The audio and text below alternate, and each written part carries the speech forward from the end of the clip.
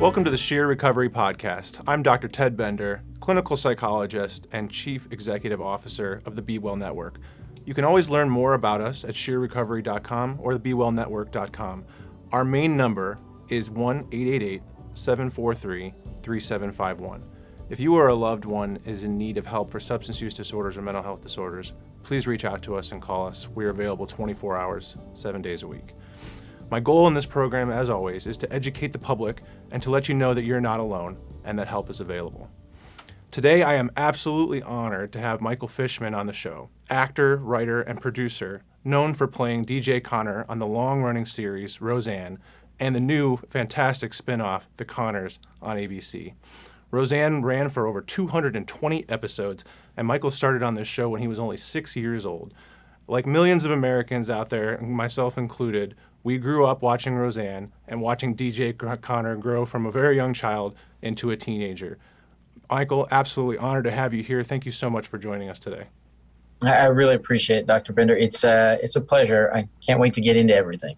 Absolutely. So I'd like to split this show into two parts. First, I want to talk a little bit about veteran care and helping veterans in our community. And secondly, what has become an even bigger problem through 2020 and the COVID pandemic is accidental overdose and why it has become more common. So your on-screen character is a veteran who displays some of the struggles that real-life veterans face on a day-to-day basis. How do you prepare for a role like that, and what made you want to work with veterans and help them on a day-to-day basis? Yeah, I think it's one of the greatest honors I've ever had is to get to play a veteran. I come from a military family. My dad's a veteran, and my brother is also a veteran, and so growing up in that environment, my dad was a very structured guy. The military really shaped his early life. And kind of coming from that background and then growing up and knowing a lot of veterans along the way, to have this incredible honor to get to play a veteran on TV. And then, on the show, my spouse is actually deployed. So to deal with some of what it's like to have a spouse who's deployed and do that transition back to civilian life from military, it gives me an opportunity to really highlight some of the features that go on. And I hope that we're going to highlight more because that's a real area of passion and concern for me. Yeah, mine as well. I started my career working with a lot of veterans who were coming back from Iraq and Afghanistan, as well as veterans from previous engagements. And while I was more focused on treating the traumas that they faced, I quickly began to realize that the majority of them were also struggling with substance use disorders. In your opinion, what are some of the biggest problems or difficulties that veterans deal with on a day-to-day basis? Well, I mean, it's a combination. If you're still active, right, coming back, the initial thing of still being active and transitioning back and forth in life is a complex thing. But also, I think a lot of some of the addiction stuff begins while they're still in service is you got to pump yourself up. You got to stay up at kind of all hours, all different times. And it creates a very different lifestyle. So when you transition back and you're a veteran and you become a civilian again, that combination of things, that kick of adrenaline, all of the brain chemicals that go into being up, dealing with combat, dealing with trauma, and then all the things that they've seen, coping mechanisms are hard for anyone. But I don't think people really have a grasp unless you really listen to veterans up close and really listen to people's personal stories. The things that they've seen, the experiences they've had, even if they feel like all of their experience overall was in a positive direction, it's incredibly painful and incredibly complex and can be very traumatic. And those all can be triggers for other potential issues or coping mechanisms. And sometimes people, whether willingly or wittingly or not, start to turn to things and things grow and they get out of hand, and then you have an addiction problem. Exactly. I remember working with a vet who was trying to describe to me what it's like coming back from being in theater into civilian life. And he said something to the extent of, imagine driving $1 million tanks, M1 Abrams tanks, through the desert, through different cities, being in charge of something so important, and then coming back and having to try to sell carpet. And that always stuck with me because it really helped me to understand. You go from, this very highly technical job where you're in charge of and responsible for the lives of yourself and your buddies, and then you got to come back to a civilian life that may or may not have anything to do with the work that they've been doing for the last few years. And that's just one part of the adjustment. You know, working or being in a family with veterans, what are some other things that they struggle with coming back to civilian life? Well, I think it's interesting. In my brother's case, a lot of his friends, he spent most of his time here because he was a radar technician. So he went out of country, but he came back because his skills were required here. But so many of his peers, right? So many of the people he served with, his battle buddies, were in Afghanistan or Iraq and have really complex experiences. And I think one of the things that people forget kind of in this whole process is you go from every moment being the height and pinnacle of pressure, but also responsibility. And then you come back and you go into some mundane things. You listen to people complain about certain things when you've seen life and death. Mm-hmm. But also, my dad was a Vietnam vet. And I feel like there's some parallel with Iraqi and Afghanistan vets is they didn't all come home to people who respected what they did. Yeah. And I think that's also a very painful thing, to not always be able to wear your uniform and have people respect you for it, to have given or to have seen loved ones and really close friends who didn't make it home, and then watch people that you sacrificed for not always treat you well. That's a traumatic experience in its own, and one I don't think we really talk about. So when you go into a setting where you have to do a sales pitch to someone, right, in a regular business setting, everything goes into a sales pitch, whether it be their beliefs, their political stuff, all of it. And it comes up that you were a veteran, and the reaction, maybe not even verbal, but maybe just the visceral facial reaction, right? It can be so devastating for a veteran because they can see people's either respect or kind of withdrawal from them. And that has its own issues that are deep rooted. And again, all of these are things from a psychological standpoint. You get fatigue from being up all the time and from standing up for things all the time. And I think a lot of people have gotten kind of a better view of that as we've gone through the pandemic, is people are realizing the psychological toll of just kind of how life is, and if sudden shifts in life. If that gives you an example of, if you think about it, for people who are in theater, it's just like the pandemic. It all of a sudden starts, then you all of a sudden come back, then you all of a sudden start again, then you all of a sudden go back.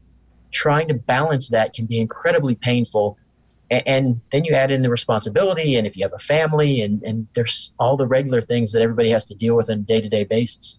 Yeah, and unfortunately, veterans don't often get the care that they need to transition back from that and to deal with the traumas and the experiences that they've gone through. Trauma itself is a very normal reaction to abnormal events. And what our veterans have gone through in theater and experienced are abnormal events that people should never be exposed to. And oftentimes when they come back from that, one of the easiest ways to deal with the immediate symptoms, unfortunately, are substances and alcohol. And we see a tremendous amount of both in veterans who are really struggling in the country today. You have put a lot of effort into helping homeless shelters and other veteran organizations, including a big mask drive that you did, over 500,000 masks. Was that in 2020 when you did that? Yeah, well, we just finished. We just delivered another 100,000. We combined with a company called Matbach. Sean Matson, who is a veteran, he was a Navy SEAL, runs this company. They had masks, disposable, temporary masks. And we really partnered with my charity, We Commend. We do community outreach and mentorship. We really focus on kind of underprivileged and underrepresented communities. And then we do a lot of homelessness outreach because that's a personal cause for me.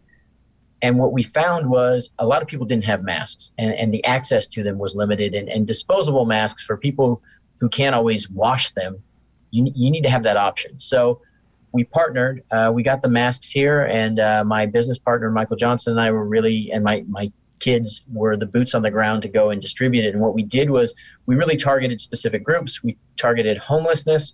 We targeted lower income families who may not be able to afford masks. and then crime survivors, people who had lost things or who had become victim of bad situations, either leading into or during the pandemic, because we felt like those groups were the most at need. You know, I worked in the hospital system in 2020, right when COVID hit, and people often already forget what kind of shortages we were facing in simple protective PPE materials. And we were at a point in the community I was working at the time where we were begging anyone who knew how to sew to help us make handmade masks out of cloth, and the community rallied around it, and we had thousands of handmade cloth masks donated. It was an extreme challenge for people all over the country, hospital systems, and I'm really it's really great that you were able to help out in the way that you did. Yeah, Matt Bach was really a lifesaver. I mean, providing those masks, and then our job was to distribute them all over kind of the Southern California area. But you can't say enough about a company that will give you hundreds of thousands of masks. I mean, somewhere in the neighborhood of close to 600,000 masks we distributed.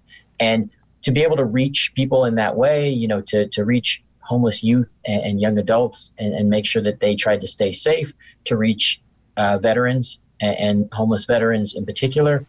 You know, along with my daughter, we've been doing care packages for the homeless for a couple of years. So we gave out probably another 100,000 care packages of food, drinks, you know, supplies, wipes, some sanitary stuff, and, you know, hand sanitizer to try and keep people who unfortunately didn't have the resources to have a safe place at home, to try and help them stay safe and stay healthy.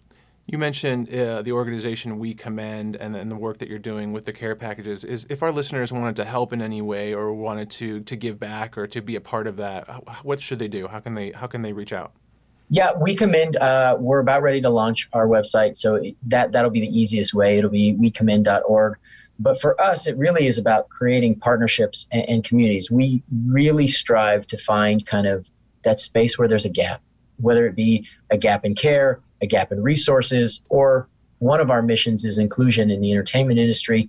So that's another area for groups and communities that have been underrepresented, to give them tangible experience so that they can start a career and launch a new part of their life. You know, it's kind of a holistic view. And then my daughter's charity is Altruistic Acres. Same thing. They're in the process of finalizing their website. So that's more of an environmental, but also homelessness outreach and trying to connect the holistic part of being a good steward, of being a fellow member on the planet.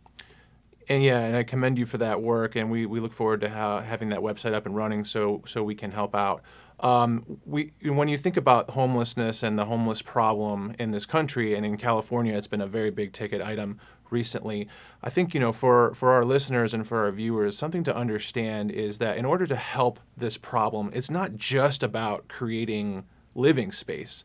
Many of our homeless Americans are veterans. Many of them are suffering from severe mental illness and need help not only with mental health and medical help, but also, like you mentioned, being able to get careers, get back on track, and solving the homeless crisis, or, you know, making large improvements in homelessness in America is going to be about much more than just providing shelter or place to go. There's a lot more that goes into it. So thank you for doing your part.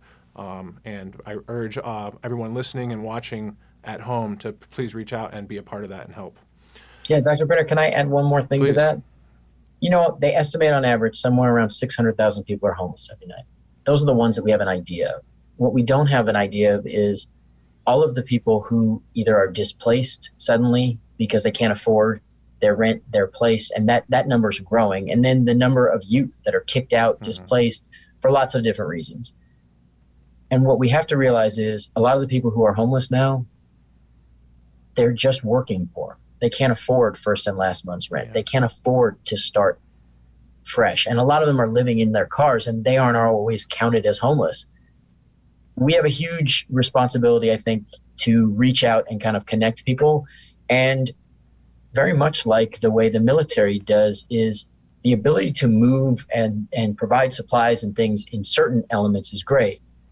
But it's the care afterwards, and how do we help them branch out and survive afterwards and make transitions into being their own complete family structure, life structure. How do we put everything back together? And I think that's where there's a lot of synchronicity here is you're dealing with people who have given a lot and can give a lot to society, but we need to help guide them and provide them resources to take those next steps. Absolutely. And working at the BeWell network here in Southern California, part of our largest initiatives going forward are going to be surrounding veteran care here in Southern California.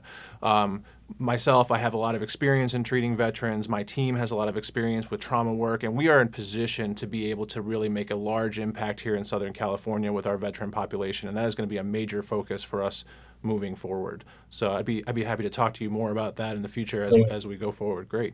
Yeah, please, because I want to be a part of it. I've done homes for vets, I've done Habitat for Humanity, I've done things where we build homes and that we provide resources. I'm all about doing something to help. I think if we all take a little time and figure out where we can provide help to others, that's how we lift each other. Agreed, completely. Where do you think we're falling short? We discussed some of the topics, but as a country, where are we falling short in helping with our veterans, not only again with shelter and homes, but with their mental health and substance use disorders? Well, I mean, we're kind of failing across the board, whether we want to acknowledge it or not. We have a mental health crisis in this country. Yes.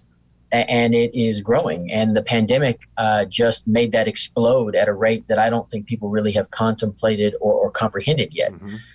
When it comes particularly to veterans, you already started with a number of things going on in your life. If you add in on top some kind of addiction, and a large percentage of people in society have addiction, I would make the argument that almost everybody's addicted to something. The question is, do you pick healthy addictions, and can you kind of control them? Because the way we all use social media, some of the things that we seek that we do, some people are addicted to sports, or sometimes, we become obsessive about lots of things, but you got to choose them carefully. And then your personal makeup, both your chemical, biological makeup that may make you predisposed to an addiction, but also the mental aspects, all of those mental health related issues, and we misdiagnose people. Some of these elements of ADHD and trauma and PTSD and all of these things, they play important factors, not just in the mental health aspect, but how that may manifest into some kind of addiction. And so it starts with listening. It starts with not assuming the person across from you who's struggling, it's because there's something wrong with them, as much as it is, this is something that we need to treat as a society, and we need to see that we're all in this together. You mentioned the pandemic and COVID, especially in 2020 and carrying on now into 2021 and for who knows how long. But you're absolutely right. It was an explosion of the worst possible scenario for mental health and substance use disorders in the United States. You took economic downturn and social isolation of almost everybody, mixed those things together, and we saw what was very predictable was the highest overdose death rate in the United States history. This is a number that I follow from the CDC every year, and I was not surprised to see an increase in 2020, but I was pretty shocked to see how much it increased from 2019 to 2020. In 2019, we actually saw a little tiny dip in overdose deaths in the United States over 2018. And before COVID hit, we were all a little bit hopeful that maybe we were turning the tide. But that number rose to over 90,000 overdose deaths in the United States in 2020, as predicted. And you mentioned also how it affected mental health. And we're at a point now in a recent study that showed over 30% of Americans now have a diagnosable major depressive disorder or anxiety disorder or trauma-related illness. 1 out of 3. These days, when I talk to families and when I talk to coworkers and I talk to people or patients in my centers at BeWell, it's almost more common to have some experience with someone who has a substance use disorder or a substance use disorder themselves than not. It has become the norm rather than the exception, and I predict that that will continue to rise over the course of the next many years. You have been personally touched by the overdose epidemic that's been happening kind of now under the umbrella of COVID, which has dominated the airwaves. I'm wondering if you would be willing to talk a little bit about Larry and what happened with him. Yeah, my family's behind me. Those are my 4 kids, and Larry, well, I first came into his sister's life, and she asked me to be her dad, and that was maybe one of the greatest honors I've ever had, is to have someone say, "Hey, I've never had a father." And I was like, "Do you know what you're asking me?" Because, it's one thing when I'm being a mentor or being a support structure in your life. It's another thing when I'm a dad, because there's going to be days you don't want to hear what I have to say, because I have to be on your butt in a different way as a dad. And I'm going to have conversations that are awkward or uncomfortable, or being a parent, it's not always easy. And it doesn't just come with the good side, it comes with the tough parts. And then I met Larry, and, you think you have a lot more time. Yeah. And Larry was a kid who had been in the foster care system, which is another area that we really need to take some hard looks at how we help and support. And he was in a lot of places that, substance abuse was a very normal thing. Yeah. And there was some predisposition. And in his case, it's not like he had an ongoing problem, but he tried a combination of stuff. And he's one of, they think, maybe 7 or 8 people who all had the same reaction to the same bad drugs from the same person. And that person is yet to be prosecuted. And so this is one of the combinations that we have. It's not a simple problem in this country. It's a really large combination problem. Is you can try to protect your kids as much as you want, but the truth is these things are out there and there is access to them. And people are going to try things, especially when they're in pain, or they're in a system that isn't really connecting them, or they can't see all of the potential future opportunities. And that's our job, both as parents, but just as society members. I've coached kids for over 20 years. I work with teenagers. People are struggling right now, and they don't often want to tell you. He was getting so many aspects of his life lined up to really take off. And then the combination too, as a family, is trying to support my other 3 kids and trying to find a way to focus that grief, to deal with grief, to process all of that. And in my case, I don't get to do it privately because I'm in the public all the time. And one of the ways that I kind of unexpectedly kind of did it is we started doing kind of these mental health lives on my Instagram, and I started communicating with people, and they started sharing their stories, which led me to kind of share more of mine. Normally I've been a super private guy. But in this case, the world started to be aware of it. And people started to ask me questions. And the truth was, I realized that I don't do anybody any help if I hide it. And so what it became was, the first conversation was with his sister, my oldest, and said, are you okay if I talk about this? Are you okay if I raise some awareness? Because I think it's important, but you're the first person I have to ask, because this is something that I would never do without your consent. And again, I think there's a mental health component there too, of like, can I handle this? Can you handle this? Can we handle this? And then talking to the rest of the kids, and then talking publicly, because I need parents to understand that your kids are at risk. And I need people to understand that the risks may not look like that much to you as a teenager, but it only takes, in our case, the one wrong time to have a life-altering situation. And in our case, I don't get a second chance. I can't hug him, pardon me for a minute. I don't get another shot at that. So in some ways, a part of me as a parent feels like you failed, right? Feels like you didn't reach them or didn't protect them. So the other part is, how do I make sure that the others know, and that other people's kids don't have that same situation, or no other parent has to feel or experience that? And I think that's an important part of, if you're going to do it right, then you have to use some of your pain for good. There's so many things that I want to say regarding that, and your advocacy absolutely makes a difference.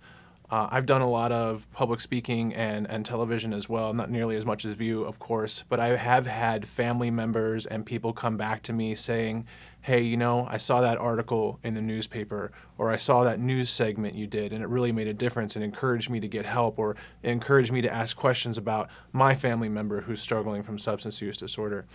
I've said many times throughout my career to friends and family and coworkers that if I spend 30 years as a psychologist and that work saves one person's life, then that was a life well lived. And I'm not going to sit here and say I know what you're going through, because I don't. I have a 6-year-old and a 9-year-old, and working in the field of substance use disorders, that's one of my greatest fears.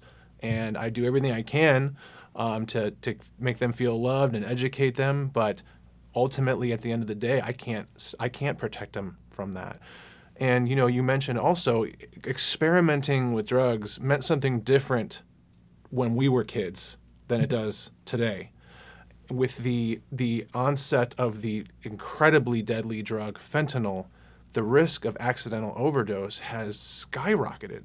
We're not only seeing, you know, overdose death in opioids, which was the main contributor in the past, but we're seeing spikes in overdose deaths in other drugs that usually don't cause immediate overdose death, like cocaine or stimulants or other types of drugs, because once again, they're being laced and cut with fentanyl.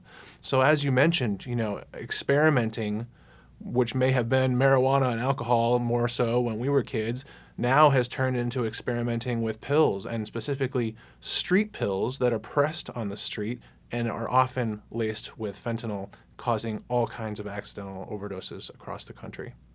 Yeah, and my life's been touched by a number of tragedies in this area. You know, I've lost coworkers, I've lost friends, I've lost peers at different places.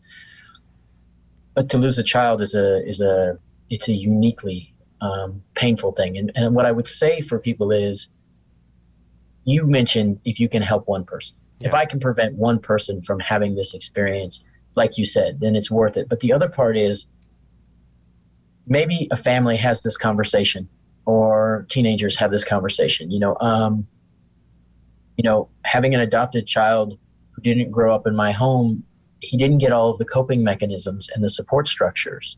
I was trying to instill those, but I didn't reach all of those in time. So that's the other part. Parents aren't all having these conversations, and they're tough conversations, but you got to start having them young. I mean, I'll give you the example. My kids were athletes. My oldest son was a baseball player, and I literally at one point had heard there was a drug problem at a school he was going to. And I gave him a drug testing kit. Mm-hmm. And I said, put this in your bag. And he's like, why? I said, because here's the deal. There's a million ways to say no. But if the peer pressure gets to you, or things are too tough, make it me. Make it my fault. I'll be the bad guy all day. Pull it out, show it to him, and say, yeah, my dad drug tested me. Now, I never drug tested my kid. I didn't need to.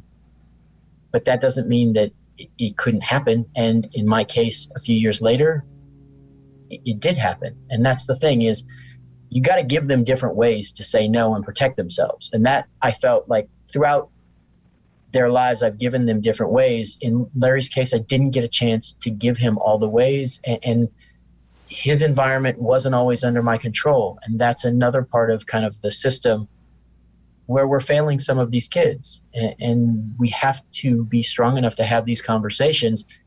The conversations suck. I mean, I'm not going to tell a parent, listen, no one wants to have this conversation. And it's going to be awkward for your kid, and your kid's not going to want to tell you the truth. But they have to hear it from you, or they're going to hear it from somebody else who's going to have a bunch of bad information, or doesn't care, or isn't as invested in the outcome.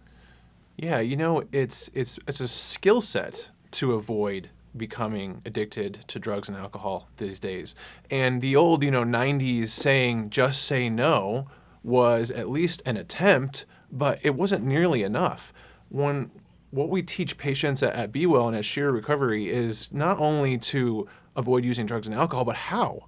It's not enough to just say, hey, you need to stop using, it's really causing problems in your life. Okay, we all know that. But how am I going to stop using?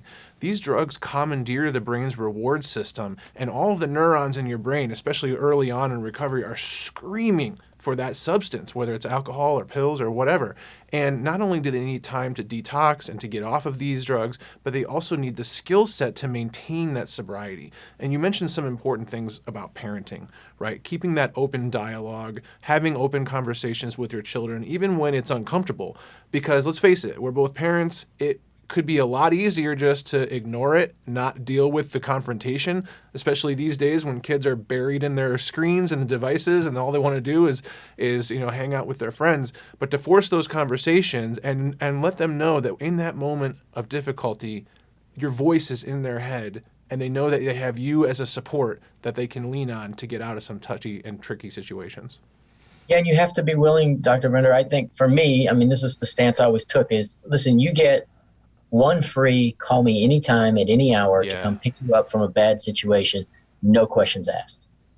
No questions. I will not ask. I just need you to be safe. I need you to get out of the situation. The next day, we could potentially talk about it in the next coming days, but I give you one free pass. I always tell my kids. But after that, if it becomes a pattern, right, then we have a different problem. And I think this is one of the things too, is it's happening younger and younger. Yeah. I mean, I've worked with kids, and I've seen kids who, as young as early teens and single digits, who aren't even 10 years old, who have had exposure. And some of it is secondhand exposure that leads to kind of a predisposition to continue these patterns. And that's a really tough thing, and the kids are getting information. And especially if they have screen time, they have access to a lot of things, and they have access to ideas and principles and videos and things that you have no idea what's going on. And as a former high school coach, I'll tell you, most people have social media, and most kids, high school kids, have at least one burner account. Most have two. They have the one for their friend group. That's the secret one that most people don't know about, that they do the things they don't want their parents to see. And then they have the secret one, which is only their closest friends. And that's usually the scariest one. And this is something that people have to realize is the peer pressure that's involved in that, the social norms that are involved in that. And we've propagated a culture of, well, you should just try it, right? Or it won't, it's just once. Yeah, it might be once for you, but once may be all it took for your brain to rewire itself and say, this is what I want from now on. And that's a tough thing because you just don't know how it's going to affect you. Yeah, you're bringing up a lot of the difficulties of parenting in this age, the secret hidden accounts, the peer pressure. We've seen a significant rise in teen suicides over the last few years, and we don't know that it's directly due or related to social media, but there is some evidence to suggesting that it at least plays a part. And just all coming back to the importance of having that open dialogue with your child and being able to talk to them, and even when they don't want to, or giving them the out. I like how you use that get out of jail free card, so to speak. I think that's a great strategy and a great tip that they know they can always reach out and help and call you if they get into trouble. You mentioned something else I wanted to touch on. People who end up using substances or become addicted to substances or alcohol, many times they do have a genetic predisposition for addiction. You couple that with an environment where they grew up in a home where people were using or they were exposed to drugs and alcohol or violence, especially if they were victims of physical, emotional, or sexual abuse. And you have an adult that is someone who's suffering from a severe substance use disorder. There's no surprise there. And also, we end up blaming them a lot for that when they are literally a victim, which is ironic. But that's not always the case. Maybe 60 to 70% of cases fall into some form of pattern of that, but it's not everybody. There are other people, like you mentioned, who just try it once and their brains get rewired. And again, that reward system is on hyperdrive and the urge to use becomes overwhelming. Other things that people often say is that it's a choice. Just put down the bottle, put down the pills. Why can't you just stop? But it's not just a choice. It's a disease. It is a compulsion, and it is a never-ending desire to get and use more.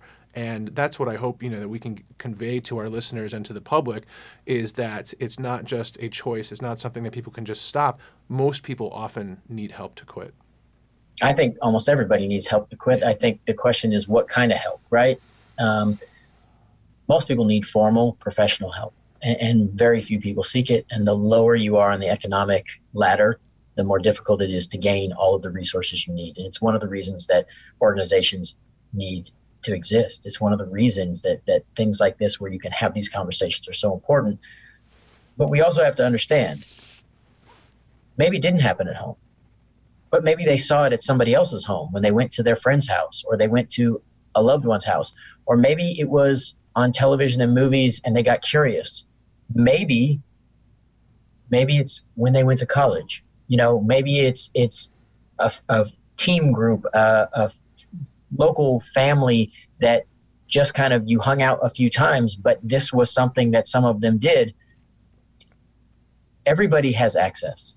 I think that's one of the things I think that also is different than, say, necessarily when you and I were young, is the proliferation of it, the access to it is insane. It's beyond anything. I mean, every high school kid in the world knows how to get something if they want to. Yes. And part of this is, what do we as a society deem to be important? And when are we going to drop the stigma of getting help so that people can get better? Yeah, and I'm glad you mentioned the stigma aspect. If there's anything that good that came from COVID, is that people are getting more comfortable about talking about mental health, like you are doing here today, because largely in part due to the fact that so many people all of a sudden were now suffering from mental health disorders. The sheer volume of newly diagnosed cases that have come through 2020 and now into 2021 are staggering. And if we can learn from past epidemics and pandemics, we may not see the full brunt of that for many years to come. Like we mentioned before, anxiety disorders, depression, and trauma have skyrocketed in the United States. Couple that with even further increased drug use and fentanyl pouring onto our streets at all times, we are at a real tipping point. And it's going to take a lot of advocacy, access to care, improved care overall, in order to really make a difference. And this kind of outreach that you're doing, not only just by speaking and talking about your experiences, but through your charities and the work that you do with the homeless and the veterans, is going to be a big part of that. Yeah, and I think it's the social outreach, right? It's can we connect to each other? Can we have this kind of conversation with someone that we just meet and be open enough to acknowledge? I think you said before, 1 out of 3 people is suffering in this way. But the truth is, if we're saying it's 1 out of 3, like when it comes to depression, I think everybody deals with depression at some point. I think we need to destigmatize that too, as we define this as if it's when it gets to a point where it's a particular problem. I think if you're paying attention in the world right now, you got a reason to be depressed at times. Yeah. And I think if we're really being honest, we all struggle at some point. And I think it's not, do you struggle? It's to what level and what extent? And then what kind of support structures do you have? Because a big part of it is, we got to do a better job of being kind to each other. Yes. We got to do a better job of sharing positive messages and communicating with each other, but also to know that we're there for each other, and not just for your friend that you know is struggling. How about your strong friend, the one who's always there for everybody else? When's the last time we checked in on that person? Because those people, like for you, caregiver fatigue, as someone who provides, how often do we check on you as a doctor and say, how you doing processing all of this, or guiding people through this, or dealing with the pain and the frustration of these cycles that are so hard to break? How are you doing in this? Yeah, I'm glad you mentioned that, and thank you for mentioning that, because it is real. And one of the things that we focused on in 2020 was not only helping the public who was suffering through a time where there was an infectious disease running rampant and all that came along with dealing with that, but caregivers, mental health workers, nurses, physicians, we had to really turn our attentions towards them as well, because they were burning out. They were suffering the brunt of this. Talking to nurses specifically, I asked, what is the hardest part of this work during the height and the peaks of the hospitalizations? And they told me that no family members were allowed in. And some of these patients were going on ventilators, and they never knew if they were going to come off of them, if they were going to pass. And that last communication with their families was on Zoom or on iPad or some sort of video conferencing, and the nurse was the one in the room kind of holding the iPad. Imagine going through those conversations and the trauma of that over and over and over. And that's just one sliver of what we've been dealing with in this country.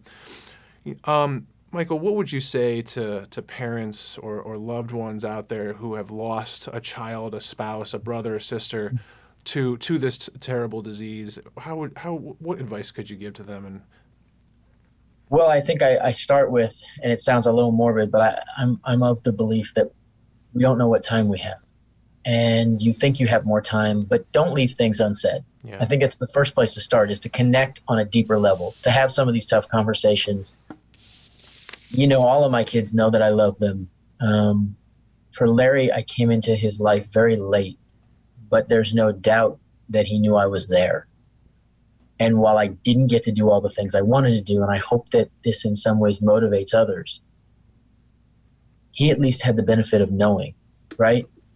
And also, we have a lot of kids, thousands, millions of kids in the foster care system, in the adoption waiting game, who need to feel valued or appreciated. So if you have the ability, if you can help other people, even if it's just donating your time in short stints, don't look at the person who lives outside your house or your neighborhood who's homeless and look at them as a trouble spot in your area.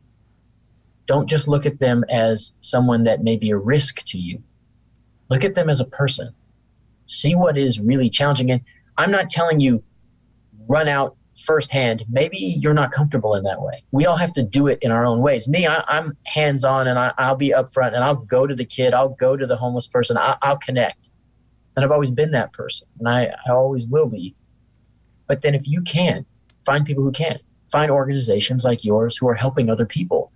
And these are the places for you to invest your time, your energy, and if you have them, your resources. Because we're really investing in each other. Well said.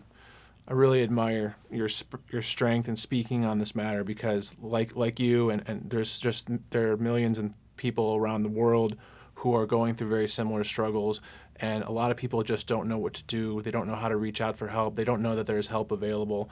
And I just want to again reiterate to our listeners, the BeWell Network here in Southern California is always available to help with any questions that you may have. We are open 24/7. We are experts in treating substance use disorders and co-occurring mental health disorders, and we are advocates in our community, and we are here to help. Michael, I really want to thank you for being on the show with us today. It was an incredibly powerful conversation. It was great to get to know you, and I hope we can end up working together in the future. I think we can have a lot of synergies between our organizations, and I'll look forward to reaching out to you about that. Me too, and to all the people who are hearing this, asking for help is not a weakness, and it's not a fault. It's actually a strength.